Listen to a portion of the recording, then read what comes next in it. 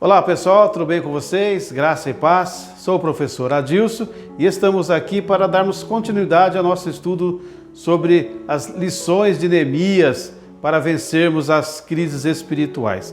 Mas antes de nós continuarmos, se inscreva em nosso canal, deixe o seu joinha aí, compartilhe para que você receba as nossas próximas aulas e que para mais pessoas tenham acesso ao nosso conteúdo.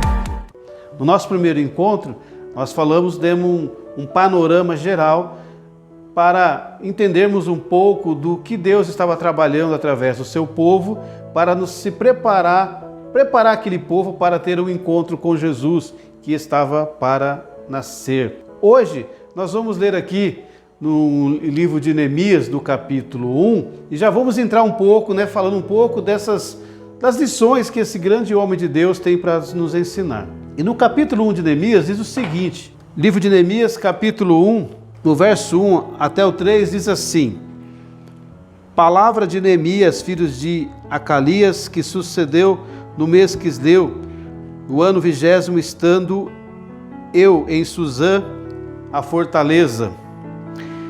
E veio Anani, um dos meus irmãos, ele e alguns de Judá, e eu perguntei pelos judeus que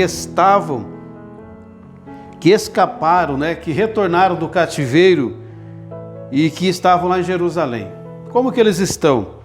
E eles me disseram, aqueles que voltaram do cativeiro, eles estão lá na província, estão em grande aperto, estão em grande miséria, uma vida de desprezo, os muros de Jerusalém foram fendidos e suas portas queimadas a fogo. E aconteceu que, ouvindo eu essas palavras, assentei e chorei, lamentei por alguns dias e estive jejuando e orando ao Deus dos céus. Nos dias de Neemias, o que estava acontecendo aqui? Qual que era o cenário político?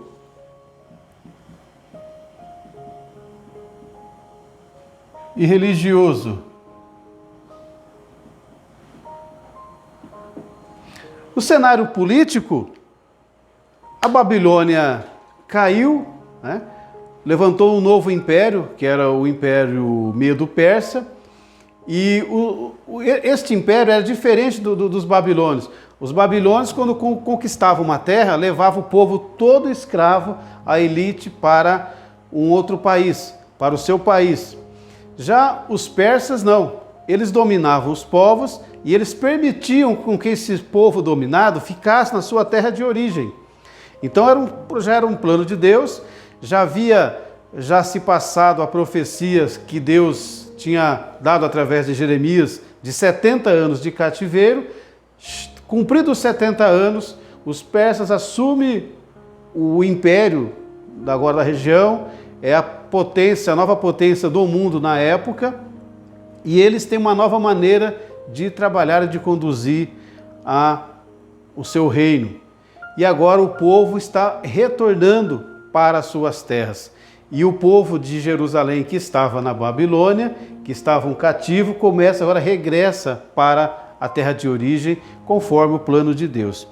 E no plano religioso, houve uma grande mudança, porque o período de cativeiro houve um quebrantamento, o povo foi curado de toda aquela idolatria, o povo agora era um povo transformado, houve ali uma revolução espiritual, as pessoas voltam para suas casas, eles estabelecem um culto a Deus, começa a surgir agora as sinagogas, eles começam a criar um ambiente de culto que foi muito importante nos dias de Jesus.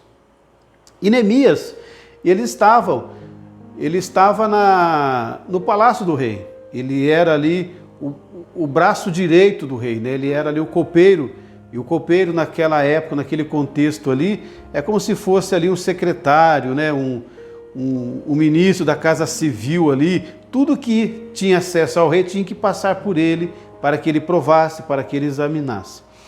E ele, preocupado com o seu povo que estava voltando, ele pergunta qual é o estado deles, como que eles estão, qual é a condição do povo em Jerusalém. E aí os seus irmãos dão o relatório. eles voltaram para casa, eles voltaram para Jerusalém, o templo está sendo edificado, porém os muros estão todos fendidos, os muros estão abertos, portas estão queimadas e o povo está em grande miséria e grande aperto. Então Neemias agora ele se posiciona e vai orar a Deus. Uma coisa importante aqui que nós precisamos entender é que nesse período o templo em Jerusalém ele já estava sendo restaurado e edificado novamente. Então o templo foi reerguido, o templo foi refeito, porém o povo está vivendo em grande miséria. Como que isso pode nos ajudar hoje? O que isso tem a ver comigo e com você? O nosso templo que foi restaurado, ele foi restaurado por Jesus.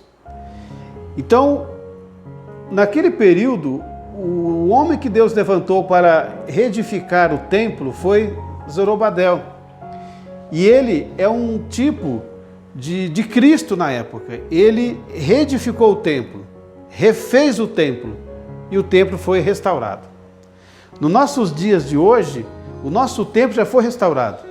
O Senhor Jesus veio e resolveu o nosso problema e o templo está levantado. Então, nós somos o templo do Espírito Santo. Nós somos o templo de Jesus. Porém, não basta o templo estar levantado, erguido. É preciso que ele tenha proteção, que ele esteja protegido.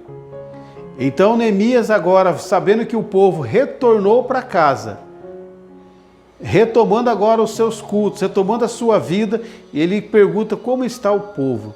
E vendo aquele estado de miséria, e que o povo estava sem proteção, em que o povo estava sendo humilhado, passando por grandes dificuldades, então ele vai orar.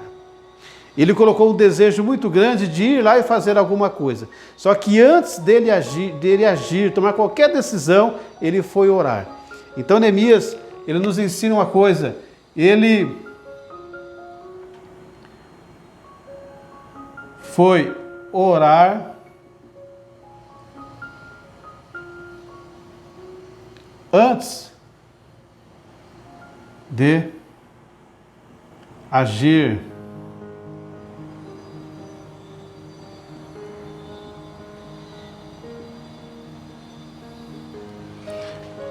E aqui é algo muito importante que nós precisamos aprender com Neemias. Ele fez uma oração, aquela oração preventiva, né? Quando você ora antes de tomar qualquer decisão. Eu queria já abrir um parênteses aqui para que nós precisamos aprender isso com Neemias. Antes de tomar uma ação, antes de eu sentir vontade de fazer algo, fazer uma oração antes, para ver o que Deus tem para me dizer e como que eu posso tomar uma decisão correta. Quantas vezes nós tomamos decisões, nós fazemos algo, fazemos alianças, fazemos compras, vendas, mudanças e não buscamos a direção de Deus antes. E a maioria de nós buscamos a Deus em oração depois que algo já aconteceu para Deus resolver algo que a gente tomou uma decisão, muitas vezes até precipitada.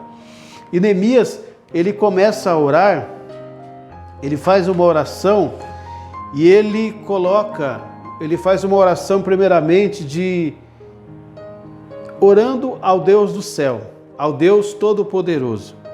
E ele ora e ele começa a sua oração fazendo a confissão pelos pecados. Todos nós pecamos contra o Senhor. Outra coisa que ele fala nessa oração, ele fala do seu pecado e ele ora, ele faz uma oração conforme a palavra de Deus. Ele apresenta a Deus aquilo que a palavra de Deus nos ensina. Quando Salomão edificou o templo e consagrou o templo a Deus, Salomão estabeleceu com Deus ali uma aliança de que se o povo de Deus passasse por qualquer situação, qualquer dificuldade, miséria, crises, doenças, qualquer praga que viesse contra o povo, se esse povo se humilhar e orar, então ele ora fazendo uma humilhação. Se esse povo se humilhar e orar, se arrepender, pedir perdão, Deus vai ouvir. E ele começa a apresentar a Deus a sua humilhação, o seu quebrantamento. E ele ora e apresenta a Deus o quê? As promessas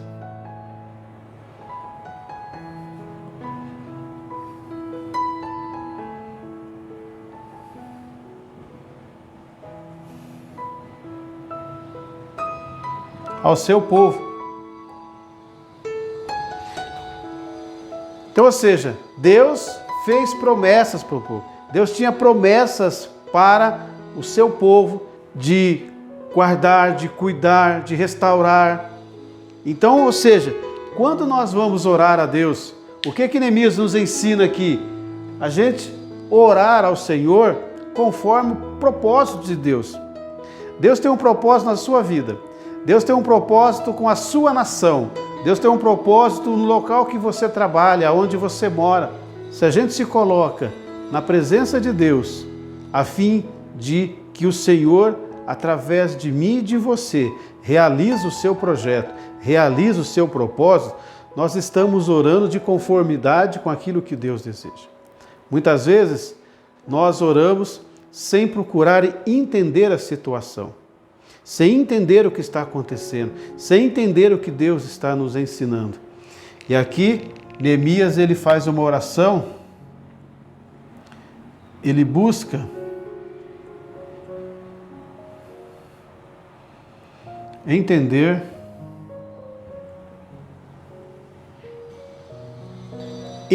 a situação e que Deus desse graça para ele, para que ele pudesse ajudar o seu povo.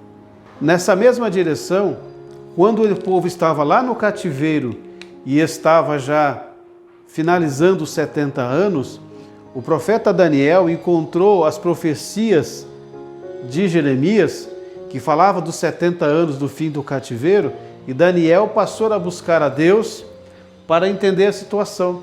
Quando Daniel faz aquele jejum dos 21 dias, ele foi orar e buscar a Deus em oração e jejum durante aqueles 21 dias, porque ele queria entender a situação. E quando o anjo chega para Daniel e entrega a revelação para ele, o que o anjo do Senhor fala para Daniel? Daniel, desde o primeiro dia em que você passou a orar e a buscar ao Senhor para compreender a situação, Deus já enviou a resposta. O que nós possamos aprender com isso? Diante de uma situação de crise, de guerras, de epidemias, crises financeiras, que às vezes envolve a nossa vida, envolve o lugar que nós estamos, nós devemos, às vezes, como servos de Deus, nos posicionar e buscar a Deus o que Deus está nos ensinando com isso. Estamos vivendo aí crises no mundo, rumores de guerras e conflitos acontecendo, mas o que Deus está falando através disso? O que essas pessoas que estão no meio desses conflitos, Deus está revelando a eles? Quantas pessoas, no meio de tantos conflitos e confusões, estão se voltando para Deus, estão orando a Deus? Nunca se orou tanto no Brasil e no mundo como o que aconteceu no meio dessa pandemia. Em muitos países de conflitos e guerras, pessoas têm se levantado e orado e buscado a Deus, e muitas pessoas estão sendo alcançadas e tendo experiências com Deus diante desses conflitos. E Neemias, ele vai dentro dessa direção, buscando ao Senhor em oração, ele vai apresentando todos esses problemas e ele pede para que Deus faça algo, para que Deus dê graça para ele diante do rei, para que ele possa de alguma maneira fazer alguma coisa. Hoje, eu e você, assim como Neemias, independente da condição que nós estamos, muitas pessoas que estão ao nosso lado ou que estão próximas de nós, muitas vezes precisa de uma palavra, precisa de alguém que nos ajude a se fortalecer, a sair daquela situação. Ele se preocupou com aquelas pessoas, ele se preocupou com aquele povo. Ele estava numa condição confortável, ele poderia ficar na condição dele, mas ele olhou a situação dos seus irmãos, né? Que nós possamos aprender um pouco com ele, este amor, né? O amor que o Senhor nos ensina, né? Essa compaixão. Ou seja, não importa a condição que nós estamos, mas como que eu posso ajudar as pessoas que estão numa condição pior. E aí durante o finalzinho do capítulo 1 de Neemias, e no capítulo 2, ele se apresenta ao rei e ele pede para que o rei o autorize, para que o rei permita que ele vá até a sua terra ajudar os seus irmãos. Antes de Neemias falar para o rei, antes de Neemias buscar estratégias para ir à sua cidade ajudar o seu povo, ele foi primeiro orar a Deus, até que Deus desse para ele o ambiente correto, que Deus preparasse todas as condições. E aí agora ele chega diante do rei e o rei permite que ele vá lá. E ele pede recursos, né? Ele pede recursos para que o rei conceda a ele para que ele possa fazer alguma coisa. Ou seja, não adiantava ele chegar lá de mãos vazias e sem condição. Ele precisava de recursos financeiros, ele precisava de autoridade para poder entrar e sair. Quantas vezes a gente quer ajudar as pessoas e nós não temos condições, né? Não temos recurso suficiente, não temos a estrutura básica para fazer alguma coisa. Então nós precisamos, Deus prepara os recursos para nós. O que você deseja fazer, peça para Deus. Muitas vezes você está com o coração quebrantado diante de alguma situação que envolve a sua vida, a sua família, que envolve a sua comunidade, que envolve um lugar que Deus tem colocado no seu coração. Mas às vezes, peça para Deus te dar recurso, peça para Deus te dar condição financeira, peça para Deus te dar estrutura para que você consiga servir. E Neemias, conseguindo a autoridade do rei, agora com recursos para fazer, ele tem o desejo de ajudar e agora ele pode ajudar. Às vezes queremos ajudar as pessoas, mas nós não podemos, né? Não temos recursos, não temos condições. Agora ele está com condições e ele começa a fazer esse trabalho e ele chega na cidade. E o capítulo 2 vai nos ensinar algumas lições. Neemias, ele chega na cidade e ele observa as coisas. Ele começa a observar a situação e ele trabalha ali em silêncio. Ele trabalha em segredo. Tudo aquilo que Deus colocou no coração de Neemias, ele guarda para si. Neemias trabalha o segredo. Deus pôs algo no coração dele e ele guarda para si, ele ora a Deus e ele vai agir. Muitas vezes, Deus coloca algo no nosso coração e nós queremos transmitir isso para as pessoas e as pessoas não entendem e não aceitam. E às vezes, na maioria das vezes, ela tenta até nos desencorajar e nos impedir.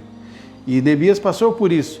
Quando ele vai iniciar o trabalho, quando ele começa a fazer o trabalho em Jerusalém e ele fala para as pessoas do que ele foi fazer ali, muitas pessoas se levantaram contra. Que é isso que você quer fazer? Isso não vai dar certo, isso não funciona aqui, isso não vai ter jeito, esse povo não tem jeito. E Neemias começa a fazer um trabalho de encorajar as pessoas, de motivar as pessoas. Muitas vezes nós estamos numa situação em que vemos pessoas numa situação terrível. Às vezes você está passando por um problema que você não consegue se levantar e as pessoas desencorajam. Você não vai conseguir, você não vai sair desse vício, você não vai sair desse desemprego, você não vai sair dessa crise, dessa miséria, dessa escravidão. E Neemias fala para as pessoas de uma seguinte forma, é um texto muito interessante, no final do capítulo 2, ele fala: a mão do Senhor está sobre nós. A mão de Deus está sobre o negócio e é Ele que vai nos fazer prosperar.